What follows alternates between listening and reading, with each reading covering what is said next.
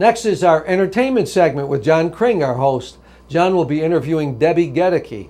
Debby is the Albany Film Commissioner, and she also manages the Albany Visitor Center. So let's watch this interesting interview.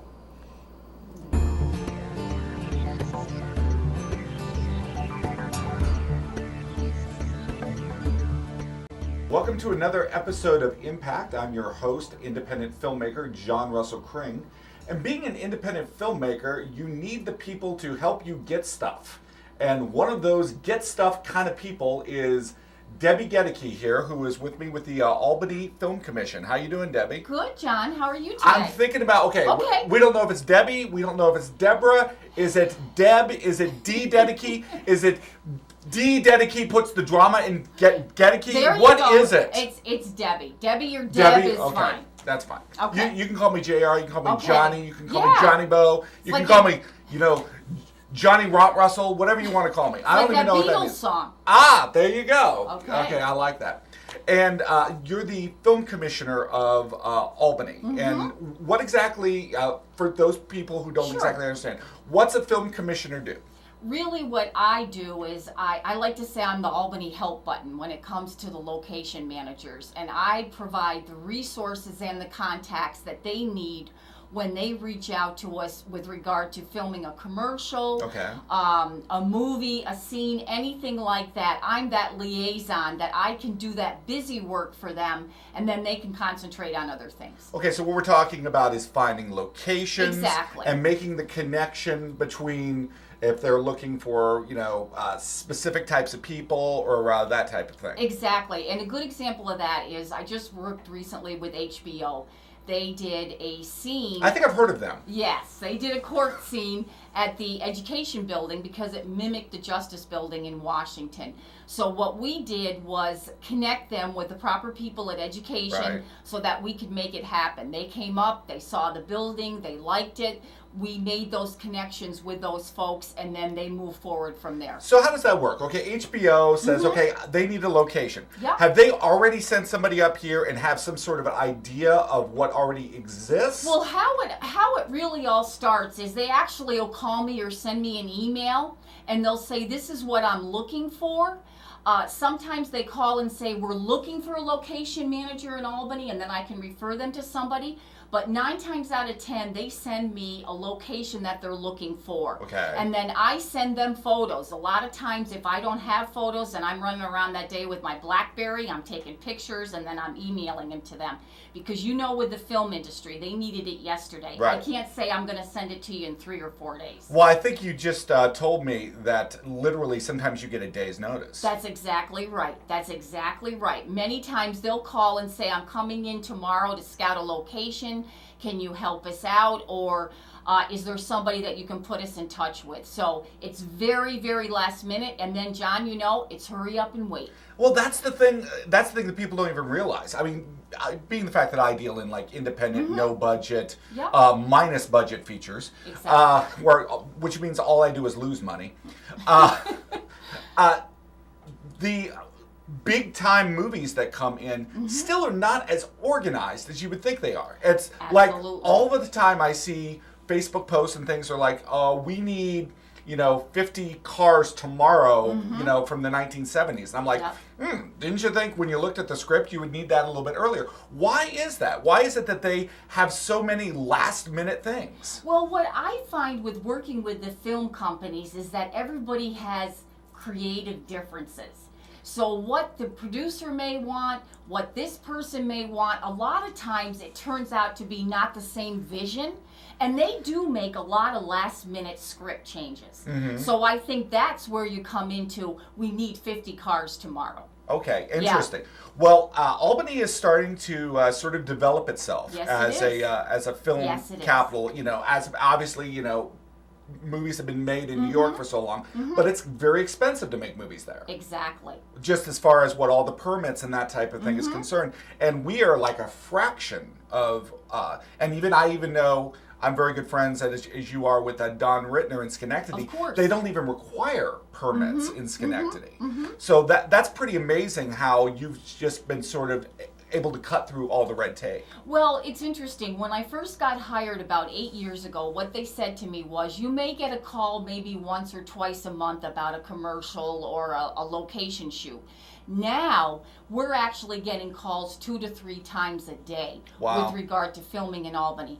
It doesn't always stick. A lot of times it might not be in Albany specifically. Good example of that, I had somebody reach out to me. They were looking for a Mennonite community in Albany. Well, we don't really have that particular resource, but I could wear a beard. I could make this happen. I could stop having sex and churn butter. It would be awesome. John, if there's anybody that could do that, I know it could be you. But what we did was I actually reached out to a western part of the state, found a very strong Mennonite community, and put her in touch with them. Now, why would I do that? It doesn't necessarily benefit Albany. Well, who is she going to call when she needs something again? Well, absolutely. That's one of the things that is really, really interesting to me, because when we're talking about the filmmaking community, it's a very small group of people. Yes. You know, and we are all helping each other. We're all going to each other's premieres. We're all, and if a Hollywood hears basically about a community that is so basically interconnected, that attracts them. Yes, it does. They like the idea of, it's sort of like the whole thing about Disney. If you see a line, people will stand in it. That's the kind of the way Hollywood is. If they see a movie gets made someplace, then they'll put 3 more movies in that location. Definitely. And I think part of that, too, is it saves them time and money. You know, one of the things that came up with HBO is that they needed to shoot it right away. So we needed to get in touch with all those departments. They did the Ali movie here. Yes. Right. Yes. We needed to get in touch with all those departments immediately. Right. That we could pull this off within a week's time. Is this a full-time job for you now? It is not. It is actually, it's the second hat I wear. You need to get paid more. You know what? I'm talking to Debbie Goedeke's boss right now. Debbie, who puts the drama in Goedeke, needs more money so that she can bring more films so people can discover me and make me rich. Go ahead. There you go. I actually do it more for the love of it. I mean, it's all good for our destination. You know, here's the bottom line. If we can provide more jobs and create more jobs here locally for people in the film industry and still make money at the same time, it's all good for everybody. Excellent, excellent. Any stories? I know you did Salt was one of the big ones, and also The Other Guys, which was, we got that one just because we could be much more spontaneous than anybody else could, right? And again, another great example. We're sitting around a board table in the mayor's office in Albany. You got all the producer, the director, the location managers for The Other Guys. You've got myself. You've got a representative for the downtown bid. You got the police chief. I mean, there's just all these big higher ups there.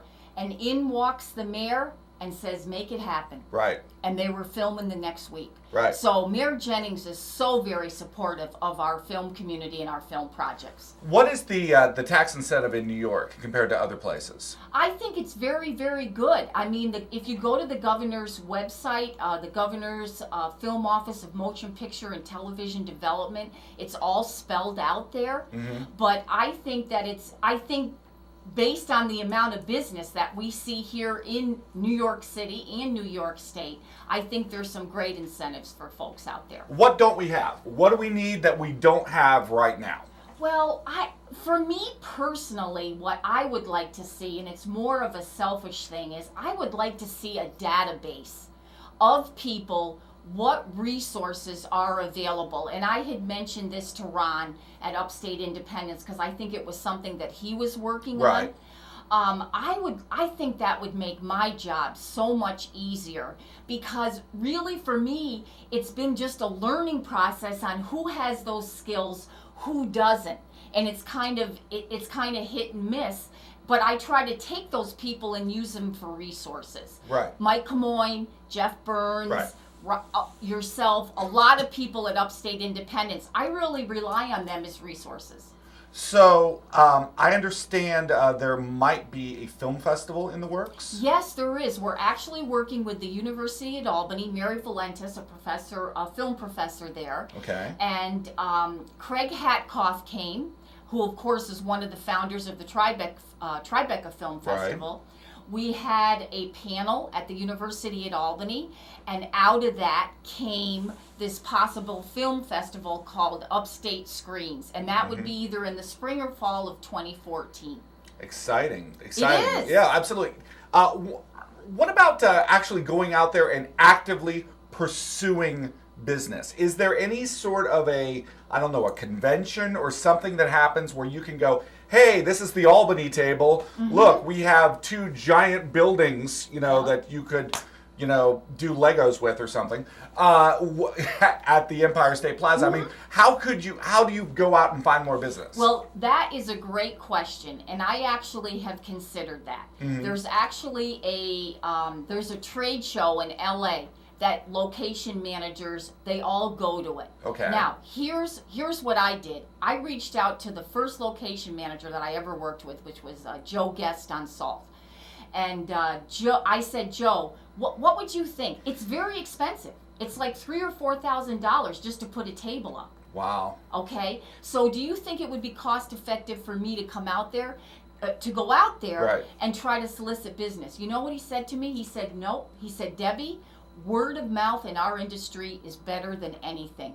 He said, if you take care of all those location managers and the film people, when they come to Albany, they will tell all their friends about it. And that's exactly what happened. Right. A friend of Joe Guest was a location manager for the other guys. And he said, go see Albany. They can make that scene happen. Right. Do the local independent filmmakers also contact you about their projects? Yes. I worked with Ron on some shots downtown. I know that Jeff Burns, his Super Knocked Up series, he reached out to me with regard to some locations as well. So very popular series, 2 million hits. Oh my gosh. And the storyline is a little bizarre. I mean, for me, it's a little bizarre. Well, you've never heard of a pregnant superhero? What are you talking about? Come on. I never did. So anyway. If they got a cape, they're loose. They are some loose heroes. But who's gonna stop them? It's great. Right. It's great. It's great. So I do try to help out the independent film community as much as I can as well. As much as I can, I try to help them. And because I know they're working on a shoestring, that's usually what I tell all my contacts. Listen. Well, if you see, I actually have no shoestrings at all. There you go, everybody. So that proves right there. Okay. There you go. I've been working on. Okay. So, Debbie, what's coming up? What are some of the projects that are going to be happening? Well, one of the projects that we're actually working with the University at Albany on is they are doing a documentary on the mummies at the Albany Institute of History and Art. They're going to have a big... Just in time for Halloween. Well, it won't open up until September of 2013. But what they did was they transported the mummies to Albany Med, did MRIs on all of them, and then they're going to produce a whole movie on it and have that as part of the exhibit. They're gathering all these really cool Egyptian artifacts that are going to go along with it. So I think that's going to be really big for our destination. Excellent. That sounds really, really, really great. And tomorrow you might have something else come in. I mean, you literally do have no idea, do you? I do not. I had somebody send me a script one time, Attack of the 50-Foot Cheerleader. Yeah, I heard about that yesterday. No, absolutely. That's so crazy. I was at the University of Albany, and I was speaking to the gentleman who basically does location work there. I reached out to him. Right. That's and he was like, Roger Corman's people called me up, and I'm like, oh my God, I love Roger Corman. That's exactly right. That's exactly right. So see, that's what I do. I make that connection with them so that they don't have to waste their time to do that. Excellent, excellent. Well, listen, Debbie, thank you so much for being here. Where can people find out about the Albany Film Commission? Sure. And find out more information? Sure. We have a website, filmalbany.com, or they can reach out to me on email or via phone, and all that information is on the website. Excellent. That's great. And somewhere on there, your actual name will appear. It does appear in several different formats. Oh, you're just confusing me. You're just confusing me. All right. Thanks so much for being with us, Debbie. Thanks to you for the work that you do. You know, as independent filmmakers, we really count on somebody who has the knowledge and the resources to help us facilitate our dreams. Thank you, John. All My right. pleasure. This is another episode of Impact. Stay frosty.